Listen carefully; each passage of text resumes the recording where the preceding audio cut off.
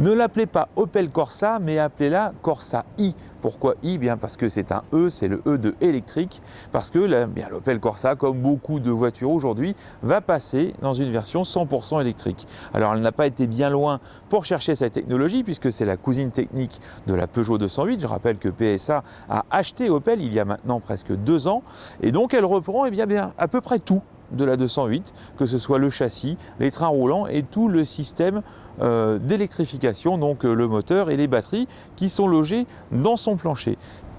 La comparaison ne s'arrête pas là, puisque l'Opel Corsa fait 4,06 m de long et c'est seulement 1 cm de plus que la Peugeot 208. Et alors, elle partage en revanche sa hauteur, 1,43 m, et sa largeur, 1,74 m. Donc ce sont des cotes qui sont très proches l'une de l'autre, mais qui distinguent cette Corsa de l'ancienne génération, puisque l'ancienne Corsa, justement, faisait 5 cm de plus. Ce qu'on peut dire d'autre sur cette voiture, c'est qu'elle arrivera début 2020 pour la version électrique, mais les versions thermiques seront commercialisées un peu avant. La voiture sera présentée officiellement au Salon de Francfort et vous pourrez la commander à partir de ce moment-là.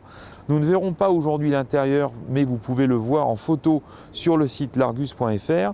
Mais on est en présence d'un prototype et l'intérieur n'est pas encore prêt, nous a dit Opel. Et donc c'est la raison pour laquelle, pour l'instant, on ne peut détailler que l'extérieur.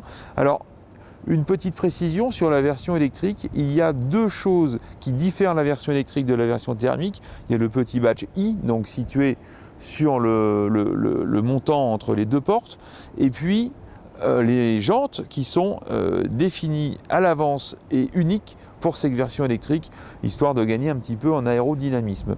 Ce qu'on peut remarquer, et peut-être que la remarque vaut aussi pour la 208, c'est que lorsqu'on regarde la voiture de profil, on se rend compte que les portes arrière sont beaucoup plus petites que les portes avant. Alors on voyage évidemment beaucoup plus à 2 qu'à 4 dans ce genre de voiture, mais là on n'est pas loin de la disproportion. C'est clair que les constructeurs veulent maintenant faire des 5 portes et plus de 3 portes. D'ailleurs la Corsa comme la 208 n'existera pas en 3 portes, mais on atteint un petit peu les limites de genre dans cet exercice. Je vous laisse maintenant découvrir un peu plus en images cette nouvelle Opel Corsa qui, je le rappelle, arrivera à la fin de l'année, mais la version électrique en début d'année prochaine. Et à bientôt sur largus.fr.